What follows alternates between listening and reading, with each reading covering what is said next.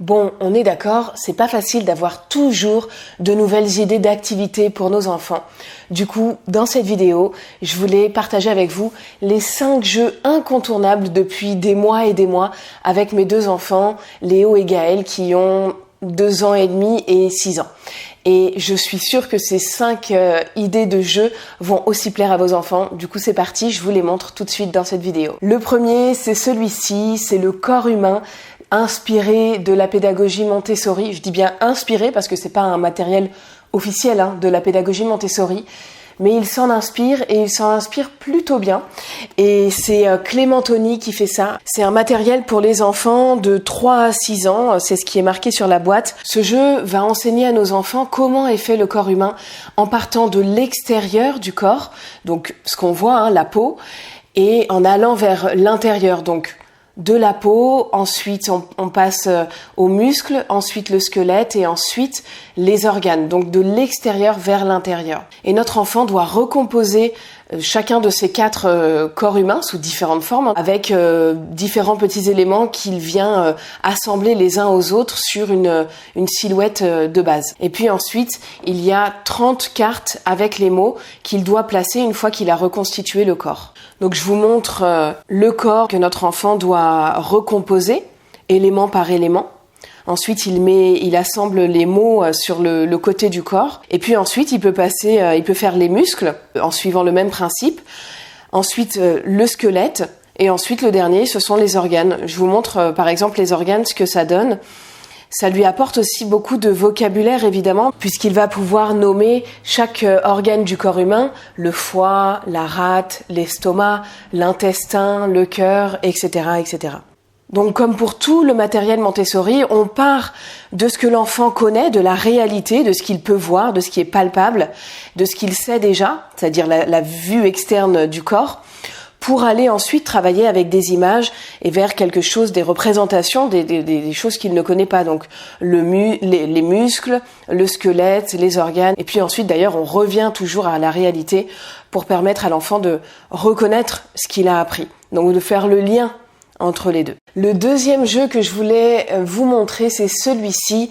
Il s'appelle Le Petit Chaperon Rouge Deluxe et c'est un jeu de la marque Smart Games qui fait des jeux absolument super, de logique, de stratégie, vraiment géniaux pour les enfants. Ça, c'est pour les 4 à 7 ans. Moi, j'ai commencé à le proposer à Léo, effectivement, vers 4 ans et demi, quelque chose comme ça. Alors là, il y a marqué un joueur. Au début, moi, je le faisais avec Léo, évidemment, on jouait tous les deux, mais c'était plus pour l'accompagner, c'est quand même quelque chose qui se joue tout seul. Et c'est un jeu de réflexion pour les enfants. Et ça vient stimuler les compétences cognitives comme l'intelligence spatiale, la planification, la résolution de problèmes, la concentration et la perception visuelle. Donc en fait, notre enfant doit d'abord choisir un défi et puis il va placer la maison, les sapins, le loup et le chaperon rouge sur le plateau comme c'est indiqué sur le petit livret que notre enfant doit suivre avec une progression. Dans ce livret, il y a une progression du plus facile au plus difficile. Et puis ensuite, il doit créer 2 chemins différents vers la maison de la grand-mère, de Mère Grand, c'est l'histoire, c'est l'occasion aussi de raconter cette histoire à nos enfants. Donc il doit d'abord créer un chemin pour le petit chaperon rouge et l'autre pour le loup. Et une fois qu'il a constitué ces 2 chemins vers la maison, eh bien, il vérifie en tournant la page du livret pour voir la solution puisque la solution apparaît juste derrière. Du coup, notre enfant peut être vraiment complètement autonome sur cette activité. Il peut chercher la solution et ensuite vérifier la solution par lui-même sans avoir besoin de l'adulte pour venir lui dire si c'est correct ou pas. Franchement, c'est un jeu que j'adore faire avec Léo, que maintenant il est plus autonome dessus, donc je suis pas forcément là tout le temps, mais moi je l'aime beaucoup et du coup je pense que je lui ai transmis. C'est souvent ça avec les jeux qu'on propose à nos enfants. Si nous-mêmes on les aime, on leur transmet le plaisir qu'on a pour cette activité, ils le ressentent et du coup ils s'en saisissent beaucoup plus facilement, ils s'investissent plus facilement parce que il y a quelque chose aussi dans la relation avec le parent qui se crée. Et globalement, tous les jeux Smart Games, je vous les recommande parce qu'ils sont vraiment, vraiment super. Voilà le troisième jeu maintenant que je tenais à vous montrer. C'est un jeu, mais alors pour le coup hyper simple. C'est un jeu de domino que j'ai trouvé d'ailleurs sur Le Bon Coin, donc j'ai pas de référence à vous donner. Mais c'est pour vous dire à quel point ce jeu peut être vraiment sympa à faire avec nos enfants et avec tous les âges. Donc si vous avez une fratrie, tous les âges peuvent participer, alors que par exemple le jeu juste avant, le petit chaperon rouge ou même le jeu sur le corps humain Montessori, c'est vrai que ça va plus être pour un âge spécifique et avec un seul enfant, alors que ça, un jeu de domino, c'est vraiment un jeu à partager si vous avez des enfants d'âge différents et tout le monde peut y contribuer. Les petits vont peut-être avoir besoin d'un petit coup de main. Du coup, c'est l'occasion pour les grands de commencer à aider le petit, etc. Ou les plus petits. Et donc, il peut y avoir presque, ça peut être un jeu de collaboration où on va on a le même objectif. On n'est pas les uns contre les autres. C'est vraiment l'idée d'avoir le même objectif. On passe des bons moments autour de ce jeu-là. Et vous voyez, moi j'adore parce que c'est un jeu que j'ai trouvé. C'était une grand-mère qui me l'a vendu sur Le Bon Coin, tout simplement. Ça m'a coûté 4 €. Et vous voyez, c'est des pièces qui sont vraiment de qualité. Ça bouge pas, c'est du bois, c'est robuste. Et puis les dessins sont assez jolis. Et c'est un jeu qui peut se faire aussi assez rapidement. Il n'y a pas besoin de se poser une demi-heure ou une heure.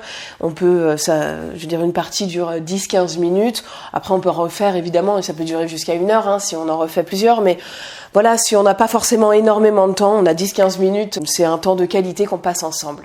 Le jeu de domino, c'est un jeu qui est une valeur sûre et on est sûr de ne pas se louper. Dans cette liste, évidemment, je ne pouvais pas ne pas mettre un puzzle, donc c'est le 4e jeu que je voulais vous montrer. Les puzzles de la marque Ravensburger sont vraiment super. Celui-là, c'est l'Arche de Noé. Il contient 150 pièces. Léo est dingue de puzzles depuis ses, je pense, 3 ans et demi, 4 ans. Donc on lui en propose beaucoup, il en a beaucoup. Et c'est vrai que cette marque-là, c'est vraiment de la qualité. Je recommande vraiment parce que j'ai testé différentes marques et celui-là c'est une valeur sûre. Vous voyez, les pièces elles sont vraiment et elles sont épaisses, elles sont solides, elles se tordent pas.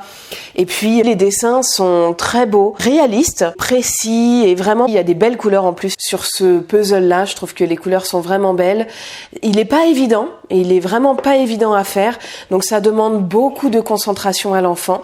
C'est aussi un exercice de motricité fine puisqu'il faut manipuler les pièces.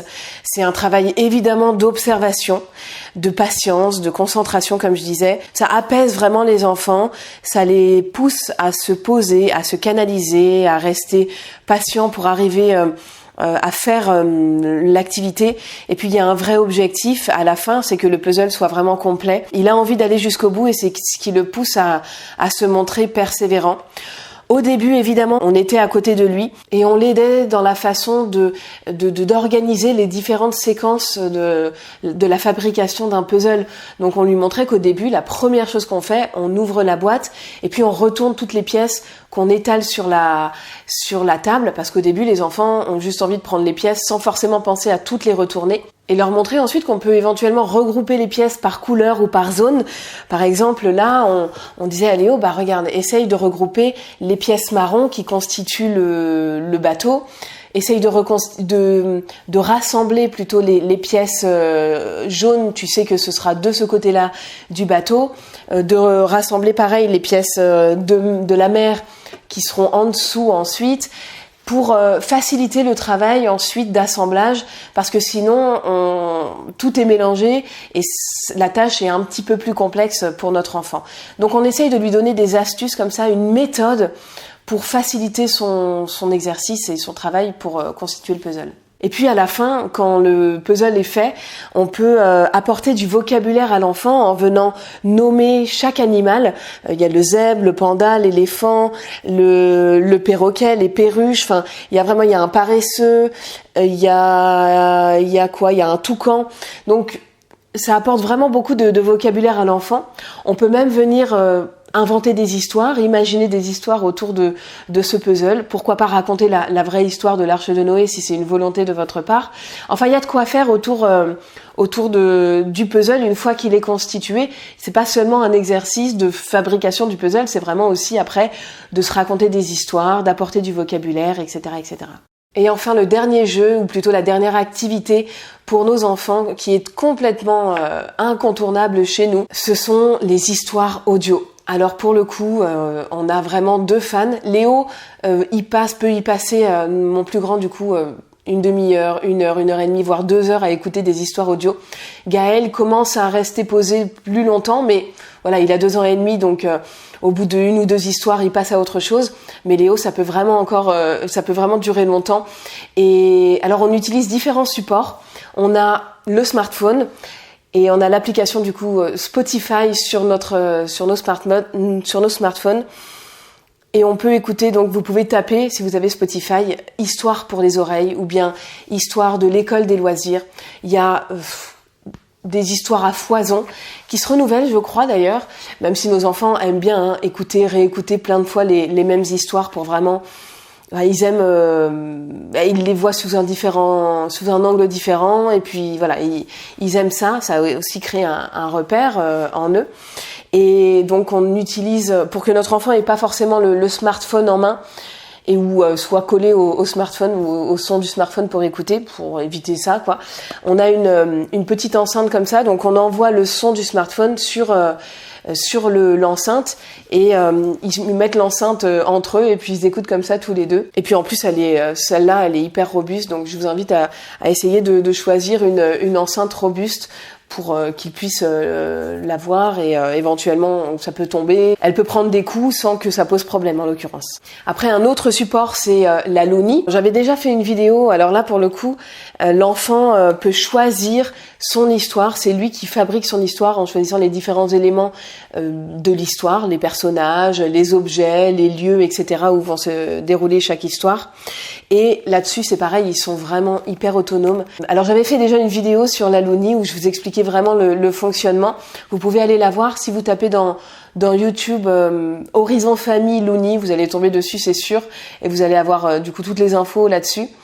Et vraiment, je recommande la Looney, c'est super. Il y a aussi, dans le même style, c'est Mayazora, c'est un plus petit format. C'est des comptines, c'est des histoires inventées, des petites chansons aussi, etc. Alors que là, il n'y a pas de chansons, c'est vraiment des histoires fabriquées par les enfants. Voilà les différents supports. Et puis même, je vous invite à aller dans la bibliothèque ou la médiathèque de votre ville. Souvent, ils mettent des CD à disposition et si vous avez un lecteur CD, votre enfant peut lui-même mettre le CD de son choix dans le lecteur CD et donc il a une certaine autonomie aussi là-dessus et pour le coup, c'est complètement gratuit. Voilà donc pour ces 5 idées de jeux incontournables chez nous. Si vous voulez encore plus d'idées d'activités Montessori, inspirées de la pédagogie Montessori, j'ai fait une sélection de 9 jeux activités Montessori pas chers. Voilà, pas cher.